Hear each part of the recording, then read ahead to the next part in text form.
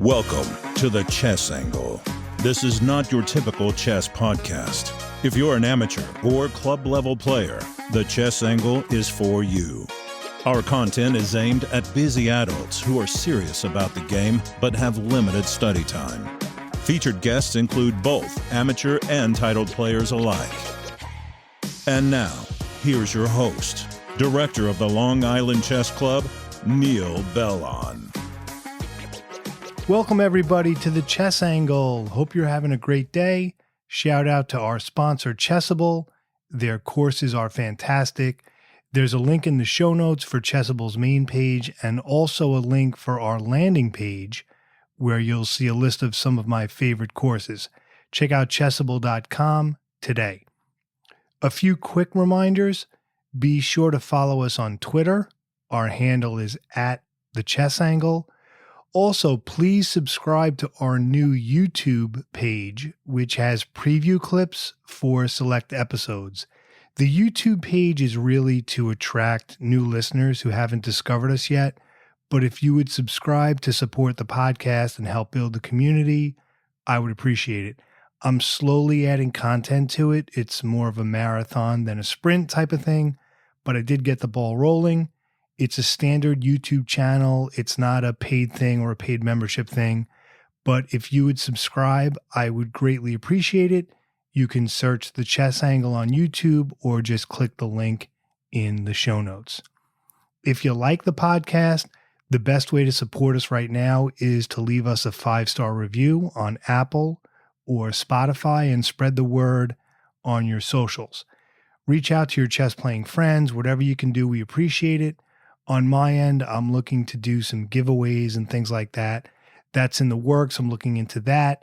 As far as other housekeeping for the podcast, I'll get into that more when I do my first solo episode for the season. So let's get to it. For this interview episode, I spoke with one of our Long Island Chess Club regulars and my friend, Dan Levin. Dan is an attorney here in New York and a fellow amateur player. We really got into the amateur chess scene and the amateur chess ecosystem. We talked about being a tournament player while working full-time and having a career, rating swings, improvement, playing in your local club versus major events, and a lot more. Interestingly, we started the conversation with each of us sharing our thought process during one of our games at the club. I think adult improvers of all levels will find our discussion both entertaining and instructive.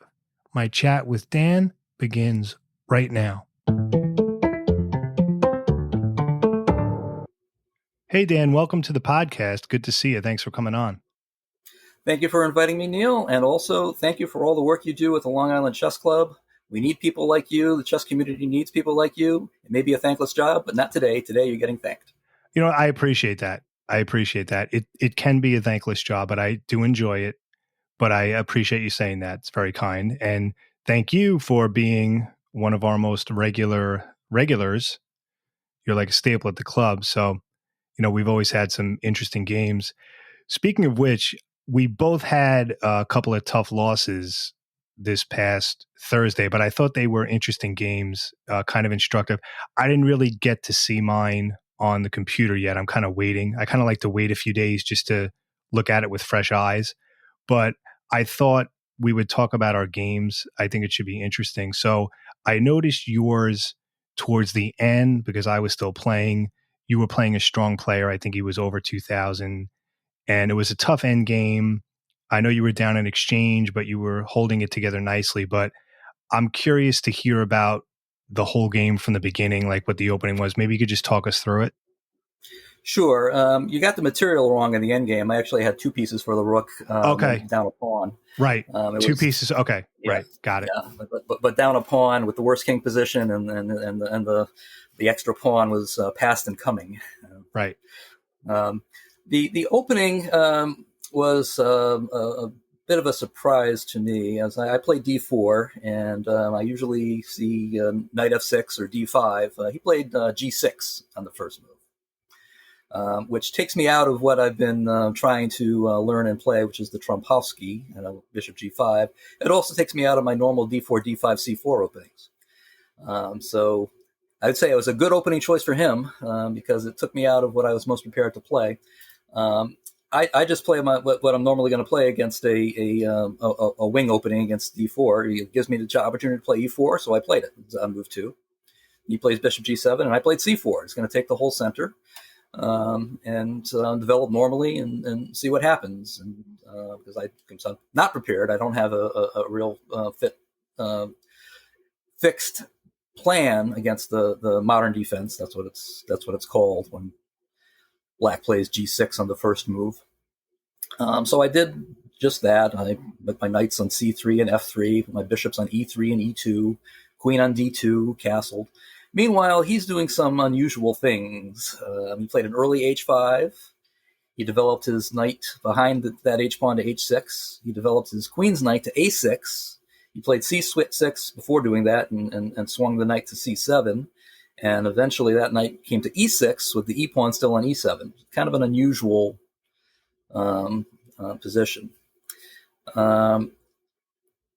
We had a little tactical skirmish where he played queen a5, and I pushed my b-pawn unprotected, which he took with his queen, and I got the pawn back by playing the rook to b1 and then taking his pawn on b7. I apologize for the blindfold play, but I think that's pretty standard stuff. No, I'm following you. Just before you continue, it's funny, like the whole white playing h4. Black played h5. Right. Black played h5 early. Regardless of color, I guess that's sort of those h5 types of moves. I don't know. I'm finding those are like becoming a little more trendy now.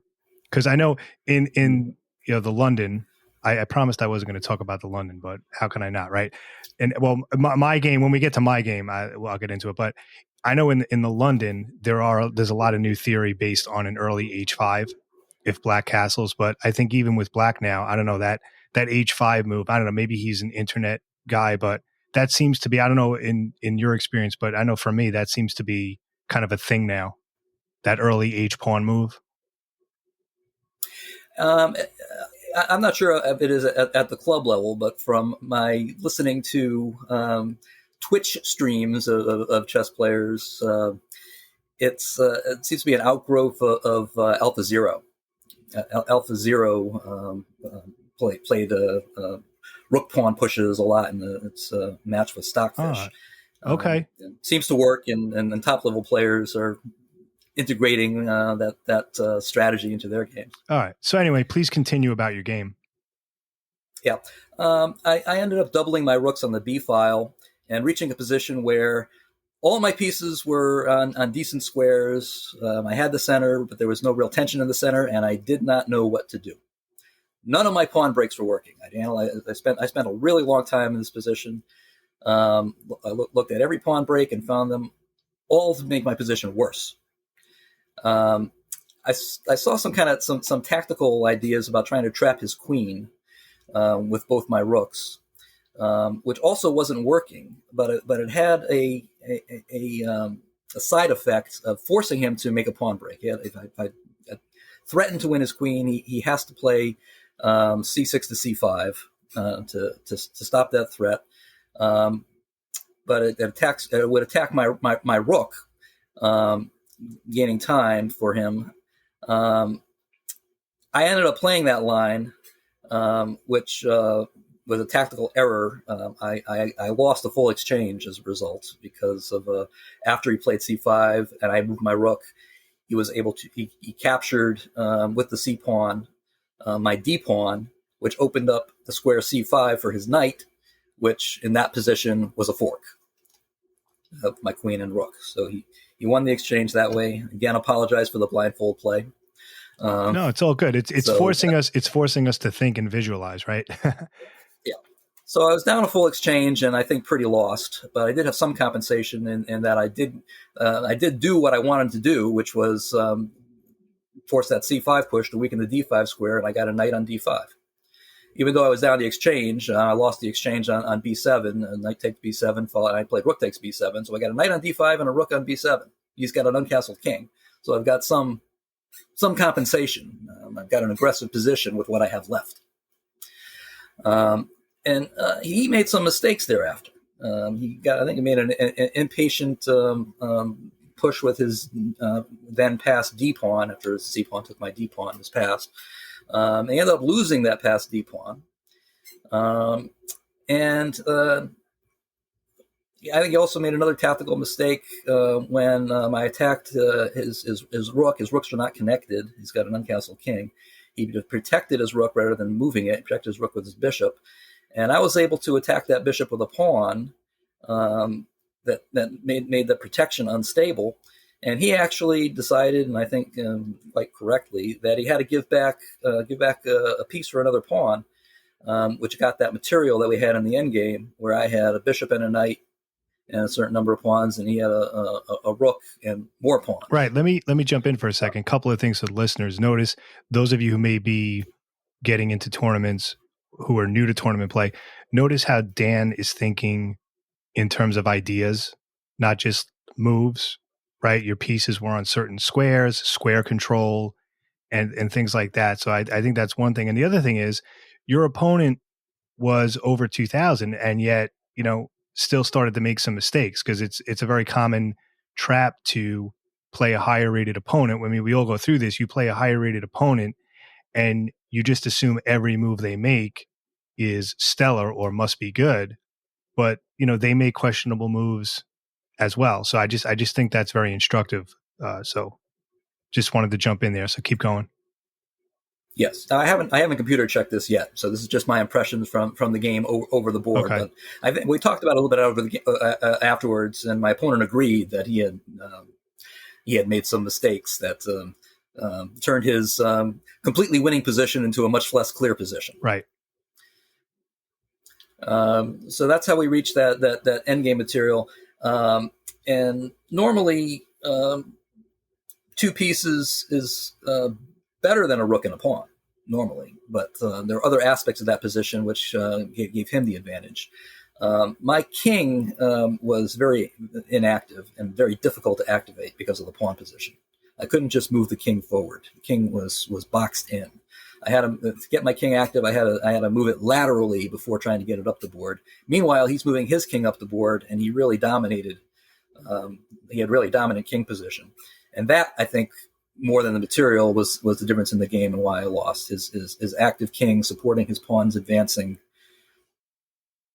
Yeah, and that's kind of where I stepped in and started to look at some of it. And it's tough. And you were in a bind, but I have to say, you fought back like gallantly. I mean, you held it together, and it's tough because it's the kind of thing where you're hoping he drops the ball at some point. But and we were in mutual time pressure at the end. There is a 10-second delay, which helps somewhat. But when you have 10 seconds on your clock and a 10-second delay, you got 20 seconds for a move, or you lose the game. And that is time pressure. Okay. All right. No, very cool. So my game wasn't my best night.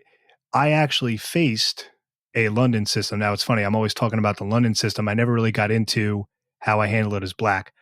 There's usually two ways that I do it. Against lower rated players, I usually do like an early E6, D5, C5, and then I do a queen B6 type of thing. Because usually with the queen B6 idea, and I've spoken about this, if white is not used to it, it kind of throws them off. It can be an annoying move. If you know what you're doing as white, the queen B6 thing is not, you can handle it, right? And in many cases, it's a mistake for white to take the pawn, right? Because there are some lines involving like knight C3 or knight A3 where you sack it. But that's how I usually play. But what I did, because my opponent was a little higher rated, he was like very high 1800s, I played the Queen's Indian defense, which I think plays very well against the London. But here's the funny thing, and I think this is why I lost the game in part, maybe psychologically. I very rarely, as black, face the London at the club, because a lot of guys just, at least, I don't know if you experience this too, they just don't play it that much other than me. Usually at the club, a lot of guys are E4, or I'm seeing, C4, the English, or maybe something like they'll start out with knight F3 and go into something, or they'll play the standard, D4 and then C4. So I really haven't faced it a lot, and I haven't been playing online that much. So it kind of threw me off just from the start. So I played the Queen's Indian, but then all the thematic ways you're supposed to play, I don't know. He kind of went into a different direction early. And it's sort of like kind of what you were saying that your opponent did.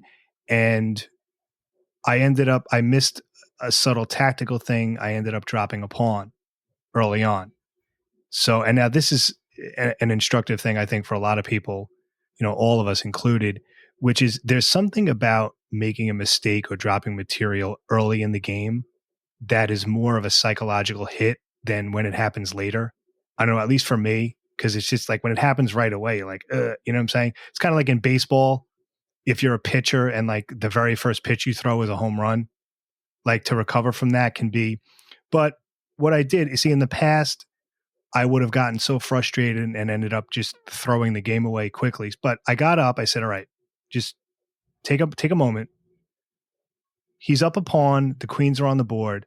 But the problem is after he wins the pawn, his knight has a very secure post on the 5th rank that I can't kick away with pawns. It was like in front of a backward pawn. So it was tough for me to get counterplay. It's kind of like what you were saying before where you had trouble finding a plan. I had trouble getting counterplay because his square control was, so it was tough. So I just kind of did some shuffling, tried to hold it together. And then what happened was I ended up sacrificing another pawn for piece activity, which is another important concept. So I was already down a pawn, but I was so cramped and this one pawn was like blocking lines. So I said, if I try to just maintain the material, I'm going to get crushed. Like I don't see any other way out. Same with you. I didn't put it in the computer yet, but this is what I'm looking at. So I pushed a pawn that he could take, and he thought for a while because he knows I'm a decent enough player that if I move a pawn that can be taken, I can see that it's going to be taken. So he did take it, and my pieces were more active. He's still a little bit better, but I think it might have been the right move. But then what happens is, and we're kind of going back and forth here, he then gets this attack where his knight is on the 6th rank, which of course is just nasty. The knight is probably the strongest. If it has a secure post on the 6th rank, that's tough because just the square control is crazy. And he's making all sorts of threats on F7 against my castled king. So his knight's there. His rook is on my 7th rank, right? That type of thing. Like the queen is right. This ugly. And it's the type of thing where I probably only have one move that's correct right now because there's all sorts of threats going on right now. There's like forks and can he sack a piece on F7? So at this point, and this is what caused me to get into time pressure later, I used almost 15 minutes on my clock, but I think it was the right move. And it was a rook move that forces him to trade rooks, I think, or otherwise I turn it around. So we trade rooks. I relieve some of the pressure. And then kind of like with your opponent, he started to slip up a little bit. And I made a queen move. Well, I threatened a queen move that goes into his territory, which he looked at for a while, but I guess he thought there wasn't anything there. It turns out I end up winning the pawn back. All right. So at this point, this is the first time in the game where I'm thinking there's a chance I might actually not lose. Like I might be like, I'm starting to smell a draw a little bit. So I'm only down a pawn. The queens are on the board. There's no real mating threats. I sort of dodged a bullet on his attack, but then I ended up in time pressure. Now this shouldn't have happened with the delay. This was just, I just slipped up. I allowed him because basically he's up a pawn. He has a knight and I have a bishop, and I missed something that allowed him to trade down. And then I knew it was over. Like I knew it was a completely lost king and pawn ending. I mean, shame on me for not preserving the bishop, but I missed something. I had like 3 minutes left, but with the 10-second delay, I should have been okay. And then I saw that it was winning for him. I said, let me just maybe he'll mess up. And then I saw that, he knew what he was doing. So I just resigned. But the good thing is I'm happy with how I fought back, because in the past I kind of just would have put my head down and been, so it could have turned around. I probably should have had the draw. I'm very curious to see what the computer says. And for all I know, he might have had a win earlier on that he missed or that we both missed.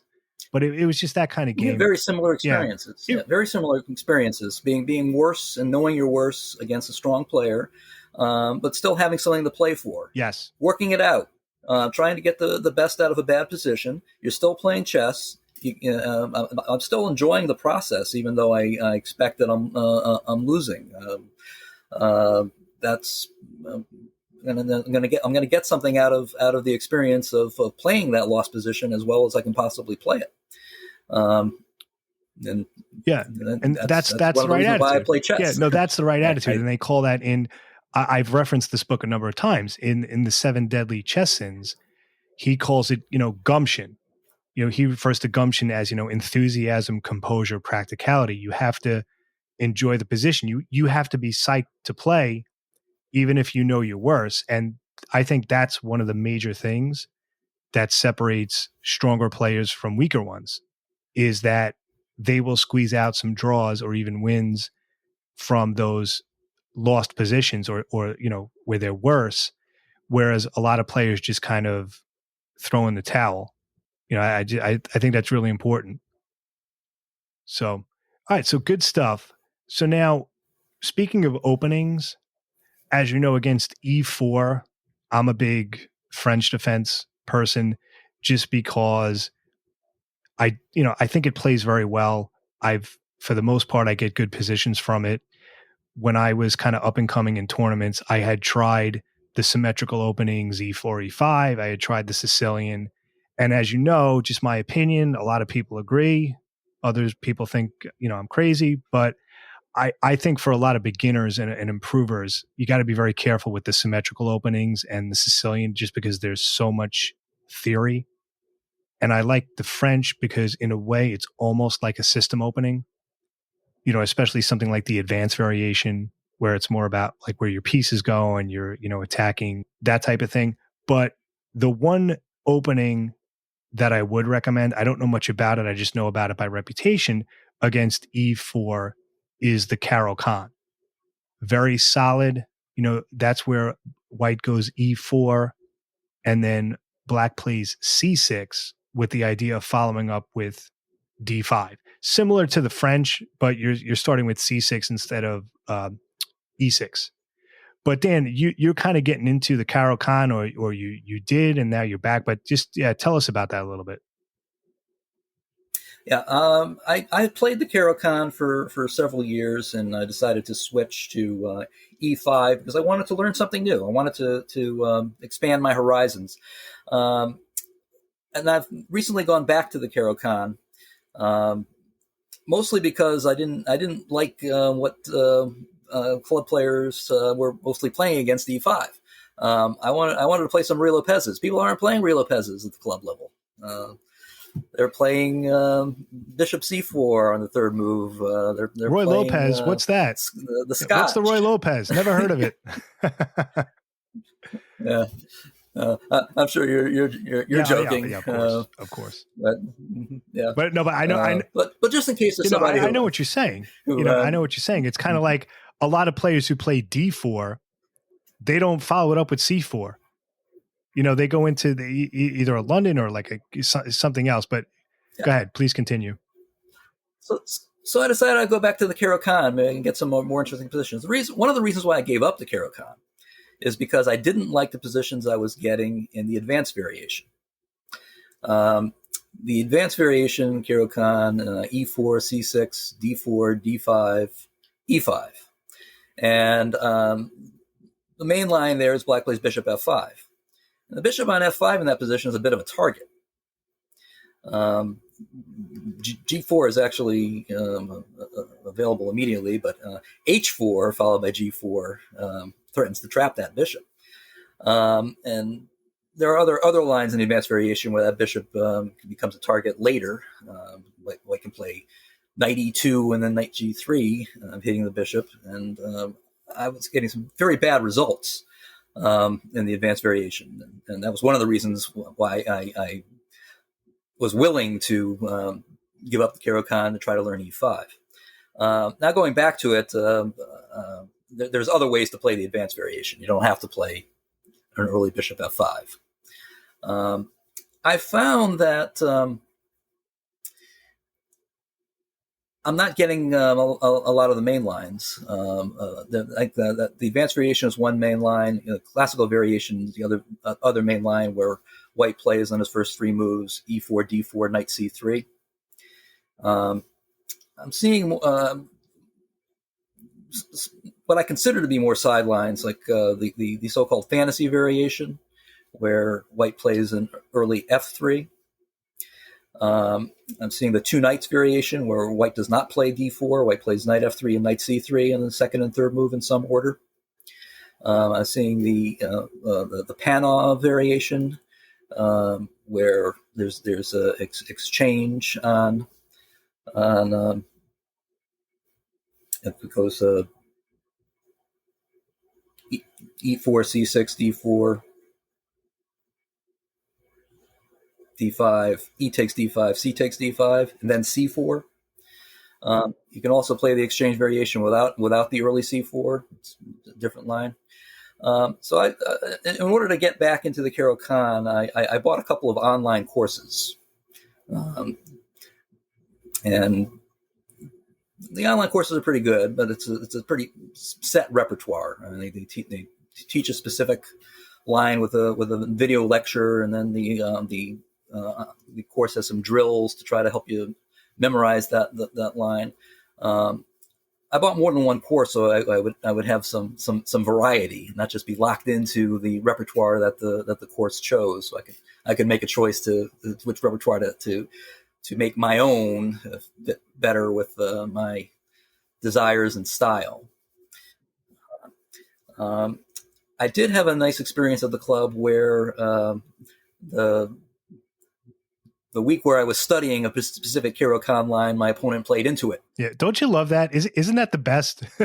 Isn't that the best when you study something and then the very next game they play it? Even better, it was the line that I would study. It had a very very sharp, unusual move on move 7 by Black, which I was able to trot out, which is sort of trappy. It gives the opponent a chance to win 2 pawns.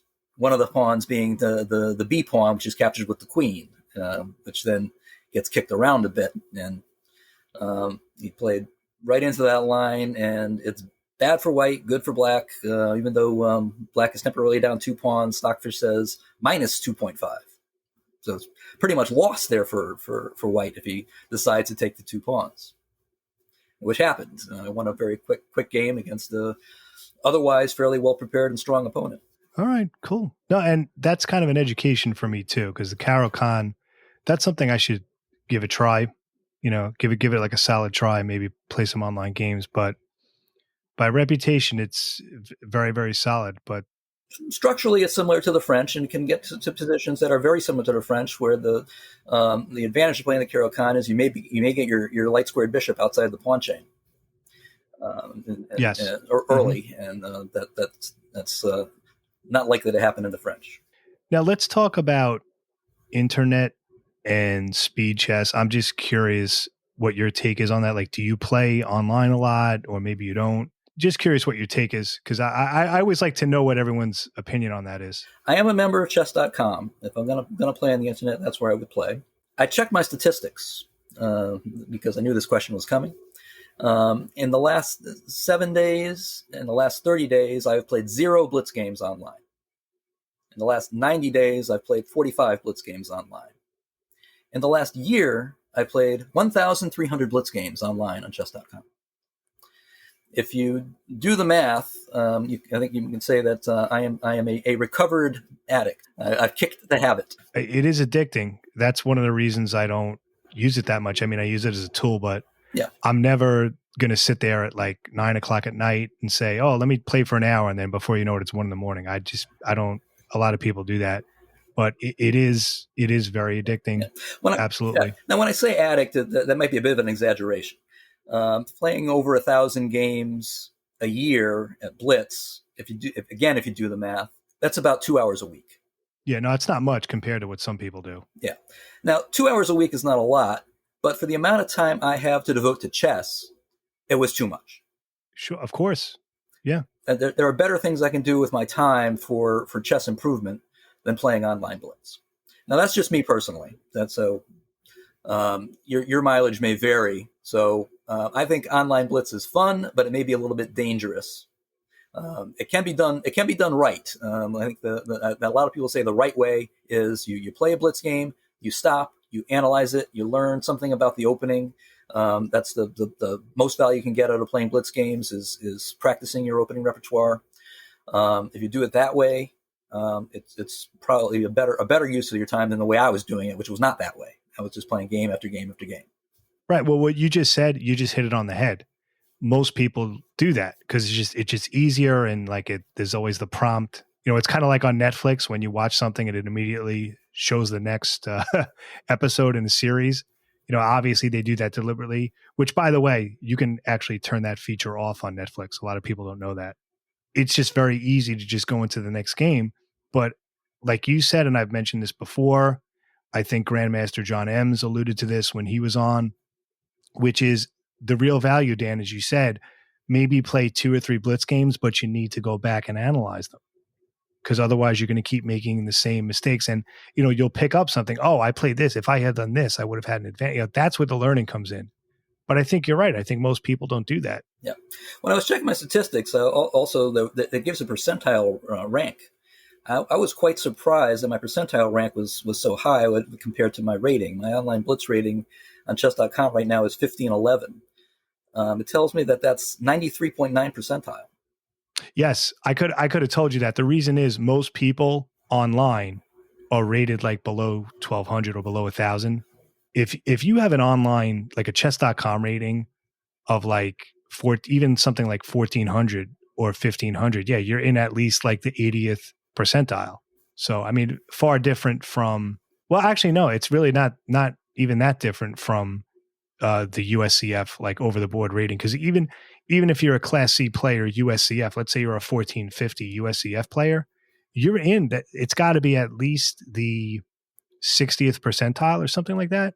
You'd be surprised because most players, USCF and even online are rated. It was something like below 1200. I don't have it pulled up on my computer right now, but yeah, but the percentile you quoted, that's not surprising. There are probably a lot more higher number total players on playing blitz on chess.com than having USCF over the board rating, I would guess. So the pool probably has a lot more casual players in it on chess.com playing blitz than the pool of over the board players in the USCF.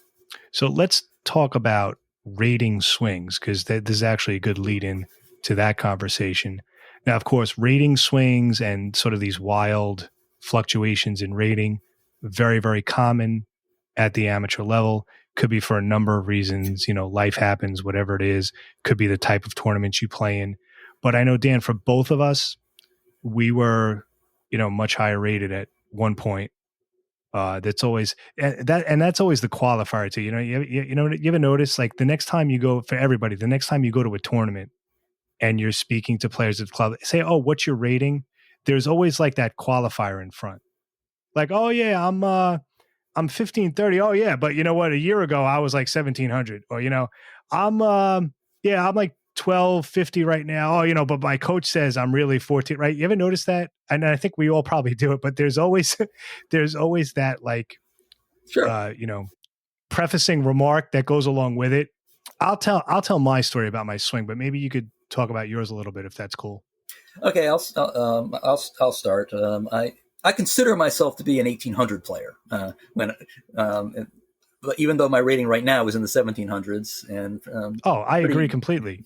Absolutely, maybe even higher. And I'm in the 1700s now because I've had some recent losses to lower rated players that were deserved losses, but I don't think are reflective of my true playing strength. And that raises the question of what makes a true playing strength. I think, and I might be wrong about this, that true playing strength is mostly a function of your ability to visualize the board and calculate variations. You may know a lot about openings, you may know a lot about endgames, but if you don't visualize and calculate well whatever opening advantage you may have gotten is going to be gone if you're playing against somebody who can calculate and visualize better than you, and you may not never reach the end game. And I think that my ability to calculate and visualize is not the strongest part of my game. So and I think as you get older, that skill tends to deteriorate. So that is what I'm working on, and I don't really mind the rating swing that much. I don't value my current rating that highly. I'm more motivated by what I consider to be my playing strength, and I am experimenting with new openings now, which also is gonna hurt my most recent results until I really master my newer current opening repertoire. Right. Sometimes it goes down before it goes back up. Yeah. So I was kind of expecting that I was gonna drop, and I might drop all the way to my floor, which is 1700, because I did cross the 1900 barrier briefly about 30 years ago when I was in my 20s. So it's another thing. I don't have to worry about my rating dropping below 1700, which psychologically helps. Oh, absolutely. Yeah. Now, see, for me, okay, right now, because I like to be upfront about these things.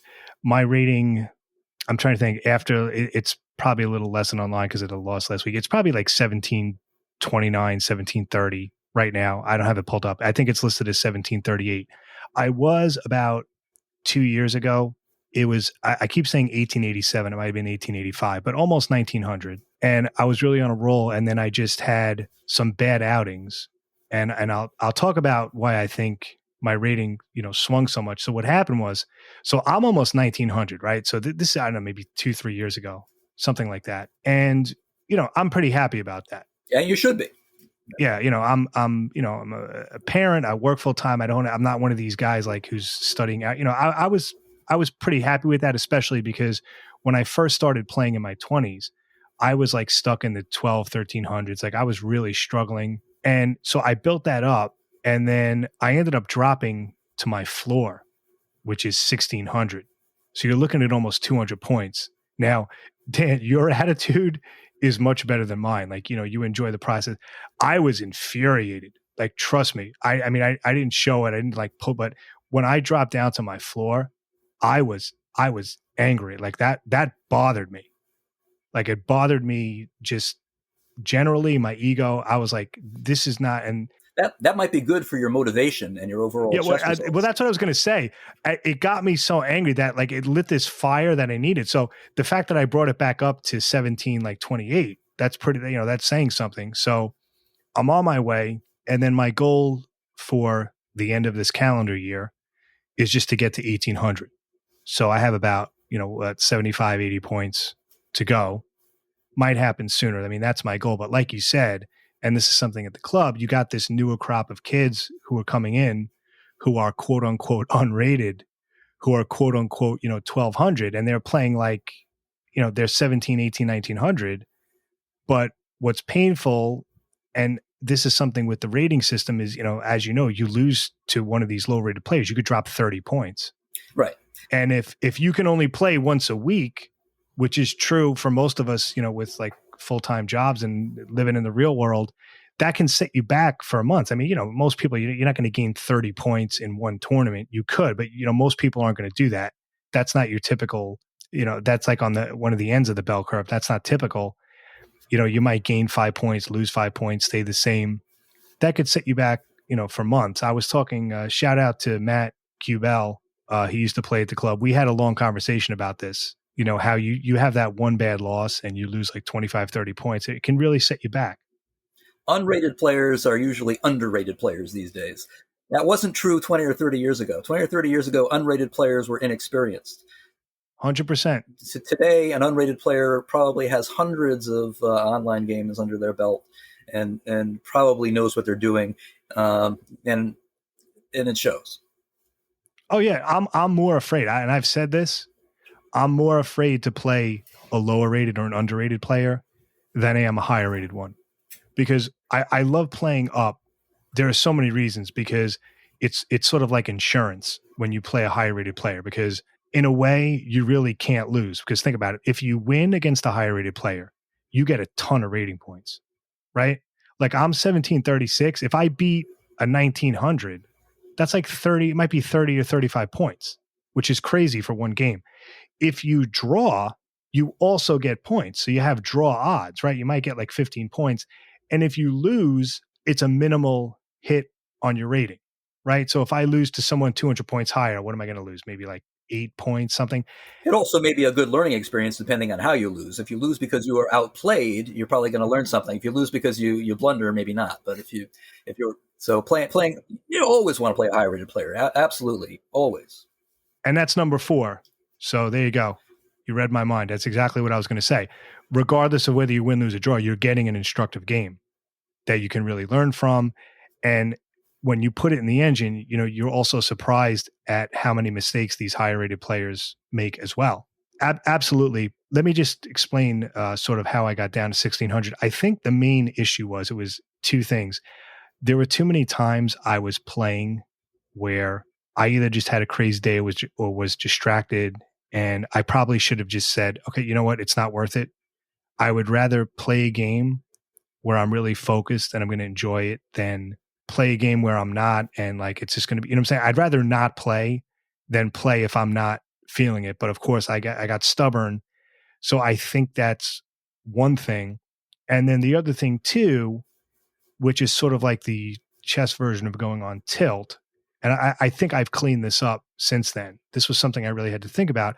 I would lose to a lower rated player, and then I would sort of feel this need to catch up, and then you would play outside of your normal game. You would start to force things, and that's just, that's just chess death. And so I got rid of that attitude. So if, I lose, I shake it off.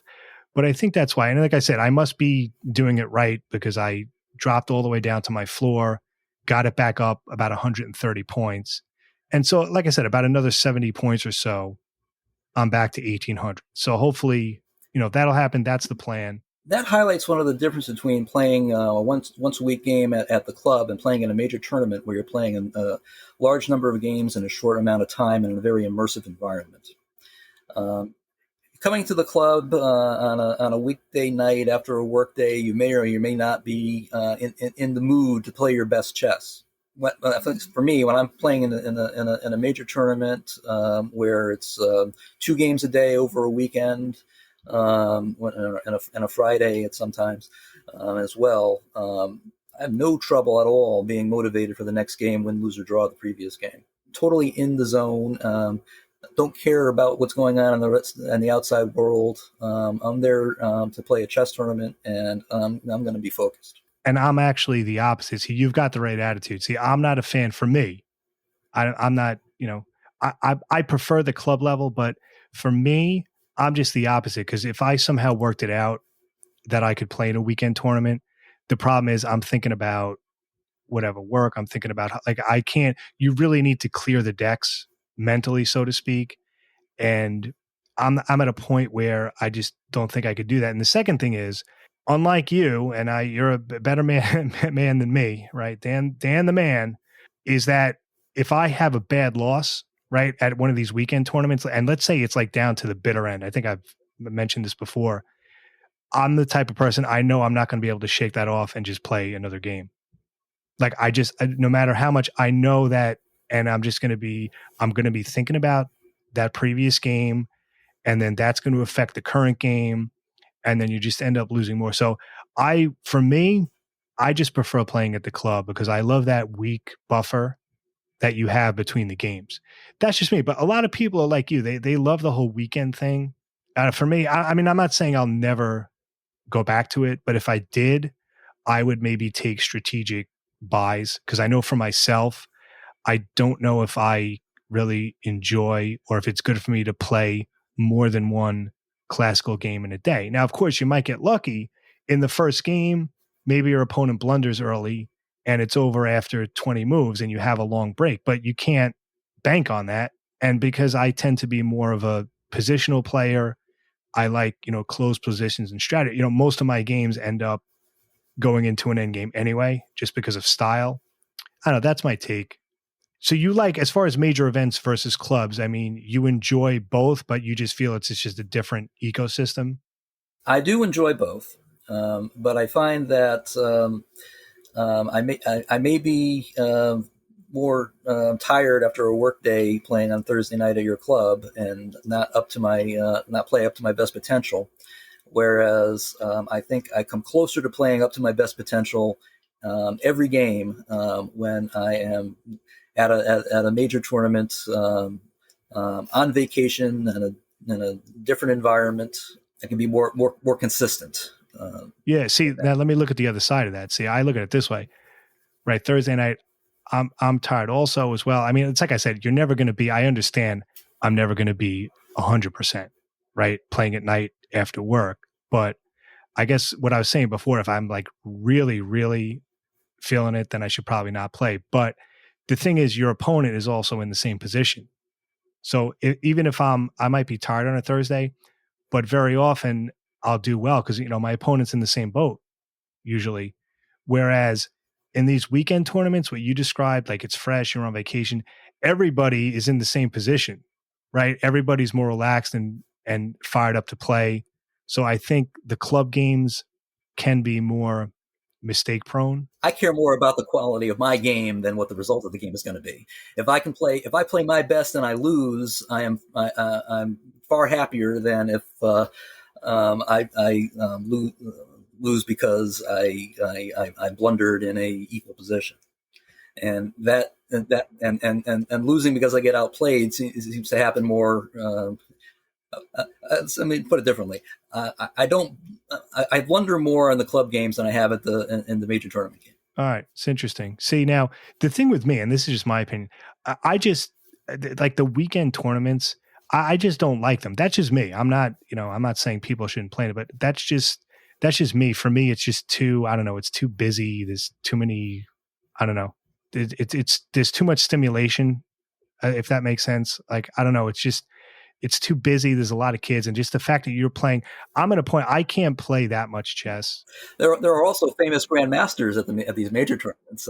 Right. That's true. Well, you know what I would do? If anything, I would like stop by. Like if it's something on the East Coast that I could drive to, I would stop by, check out the scene. If I run into somebody who wants to play some 5-minute games. But as far as my own, I just don't have the endurance for those big tournaments. But again, this is just me. I just don't enjoy, like for me, that's just too much over the course of one weekend. But no, the fact that you like it, I think that's awesome. Good for you. And I've had some memorable experiences at the major tournaments. The first time I played the major tournament was a World Open in Philadelphia in the 1980s when I was like 21 or 22 years old, still a college student. All right. Now, what was that like? Were people like smoking cigarettes at the board and stuff, or is that just in the movies? No, that's just in the movies. People weren't smoking cigarettes. I'll tell you one thing that was different, though. This is sticks in my mind. When you walk into a tournament hall at a major tournament where there are hundreds of boards going on, a very crowded room, lots of people, and it's almost completely silent. It's kind of a surrealistic experience. In the 1980s, though, it wasn't completely silent. There was the ticking of the analog chess clock. Now that is gone. Now we got electronic chess clocks. There's no ticking. I wouldn't have made it. I wouldn't have made it in the 80s. All that ticking sound, I would not have made it. But go ahead. So in one of the World Opens that I played in, you could walk around, even the grandmasters playing on lower boards because they're not in the top 5 or 10, not on the stage with the demonstration board. You could walk right up to the boards and watch them playing. I stood next to Samuel Reshevsky, and I'm taller than him. He was 70 or years old at the time, but I was watching his game. He got up from the board, and I'm within 3 feet of Samuel Reshevsky. Where else is that going to happen? Well, never now because he's dead, unfortunately. But that's and I also saw up close a very odd game between Pal Benko and Nick Defermian, both grandmasters. But they're playing on a lower board.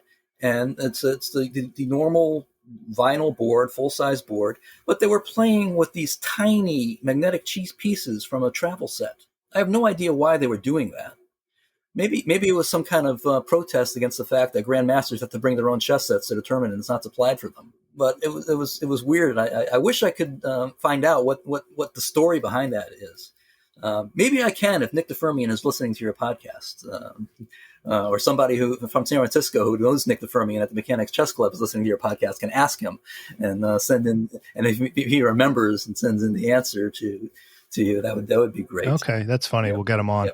We also talked about playing against kids. Yeah, tell me about that. Most recently, in the Las Vegas National Open, I played against a couple of 10-year-olds, and I lost one of the 10-year-olds in a very quickly. He really handled me quite easily. I was rather impressed by the fact that after I tried to get out of a mating net by sacrificing a piece, he didn't take the piece. He just continued with the mating attack and ended the game quickly.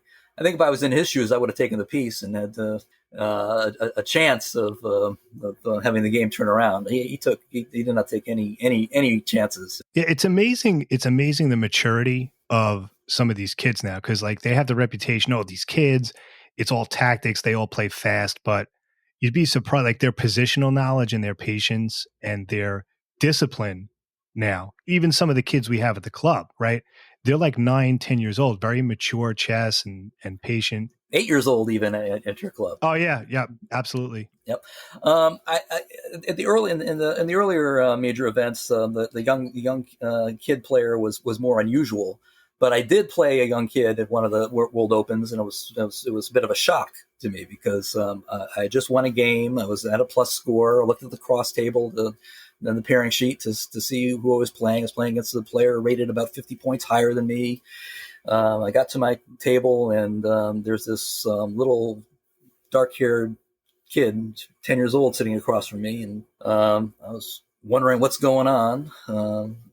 How to play the game, and I got to respect this opponent a lot because not only is he higher rated than me, he's 10 years old, so he's probably on the upswing of the rating curve, and I expected to lose, and I did. He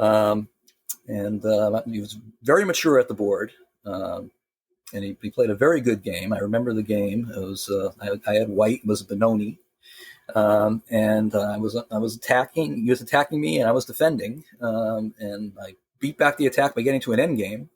But his position in the end game, he had a pawn majority, and his pieces were particularly perfectly placed to turn the pawn majority into a pass pawn and escort that pass pawn down the board and promote it.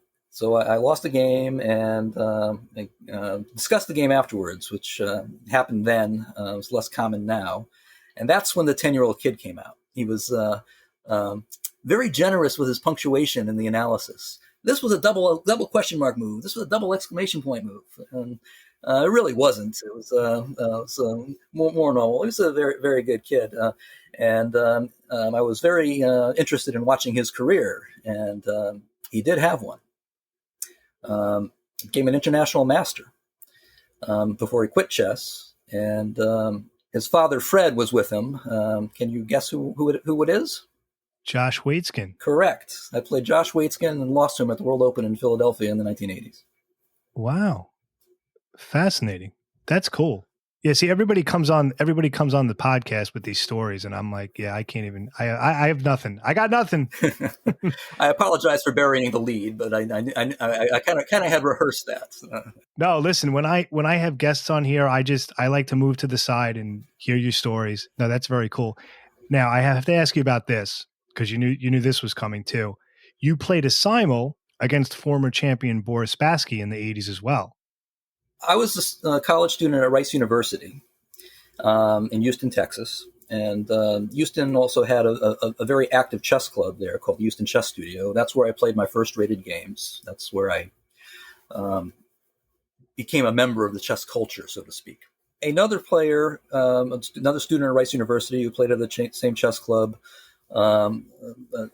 expert level player, had played in one of these major events and met Boris Spassky and somehow arranged for him to come to Houston and play a simultaneous exhibition with the cooperation of both Rice University, which had the space that was appropriate for a fairly large simultaneous exhibition. The Houston Chess Studio did not have a space that was amenable to that. And the Houston Chess Studio publicized it and got the players who would be interested. I think the price was something like $40 to get the board, and you had to register well in advance at the Houston Chess Studio to get it. Spassky gave a lecture before the simul. He had a demonstration board, and he went through one of his games from the 1969 World Championship tournament against Petrosian. And he took questions and answers after the lecture. But he did say that there was one topic that was off limits for questions. He would not answer anything about his personal relationship with Bobby Fischer. Wow. And this was in 1987 or 88. If you recall, Spassky played another match with Bobby Fischer in 1992. So he probably did have some continuing contact with Fischer. And Fischer's personality was such that he could cut people off for very minor things. So I think Spassky was a bit careful. Oh, yeah. Not to get on Fischer's bad side. So it was a big simul, about 40 or 50 boards. I don't remember exactly, but it was at least 40.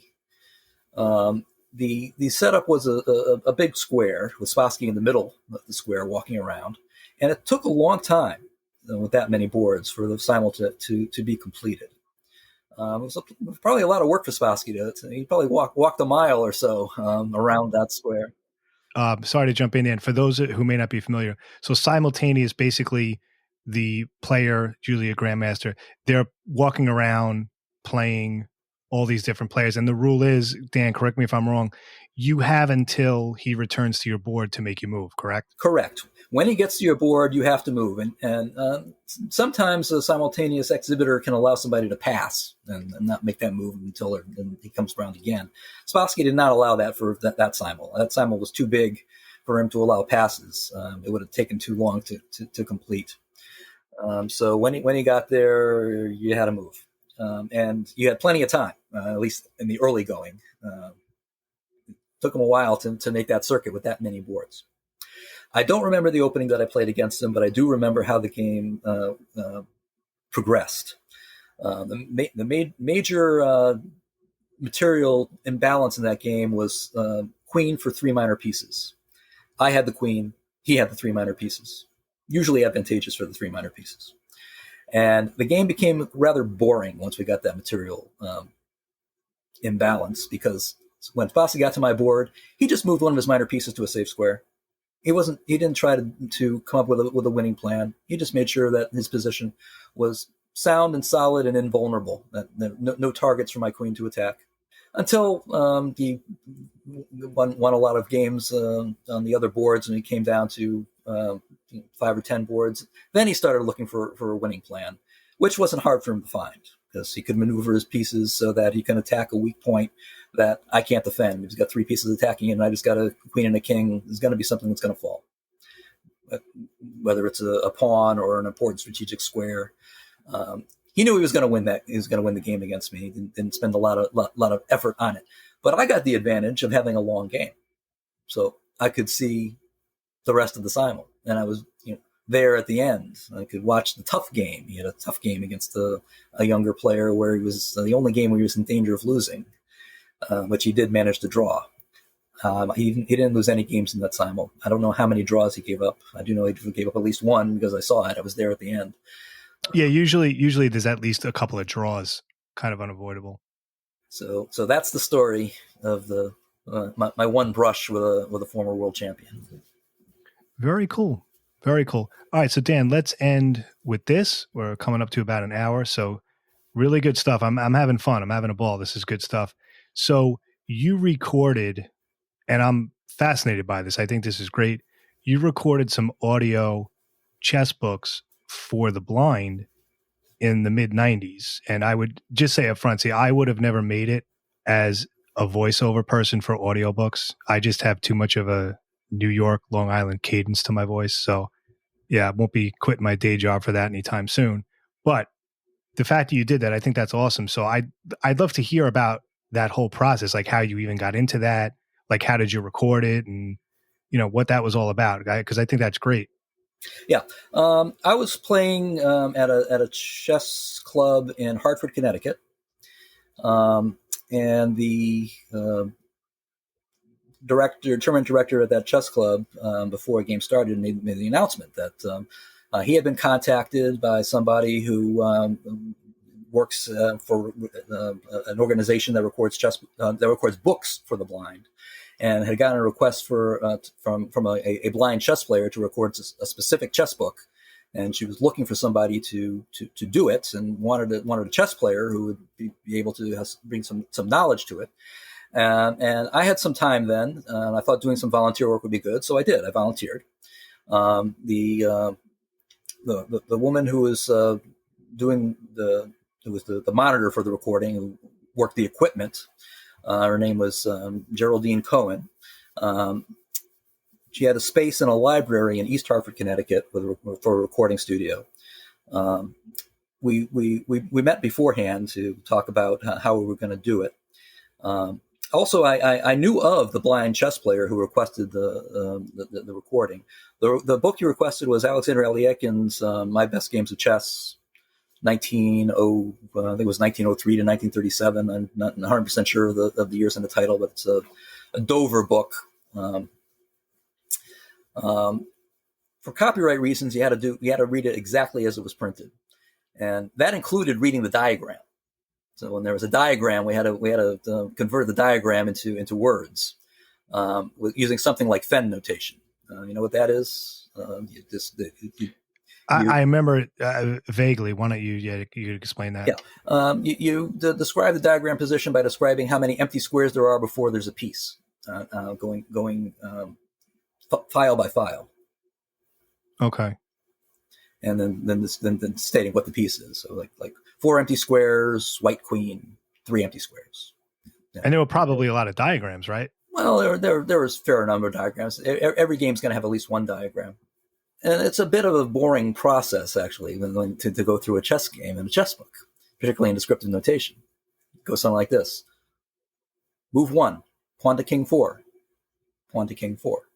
Move 2, knight to king's bishop 3, knight to queen's bishop 3. But if you're a blind player trying to read the book, that's what you need.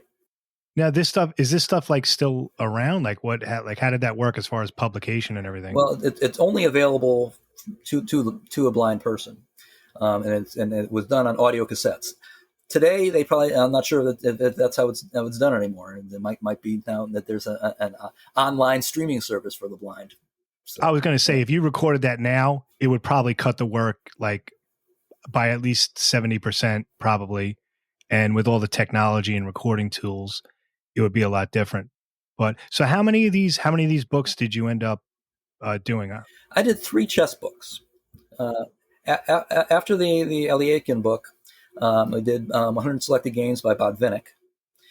And those were books that Dr. John Billy, the blind chess player, had requested.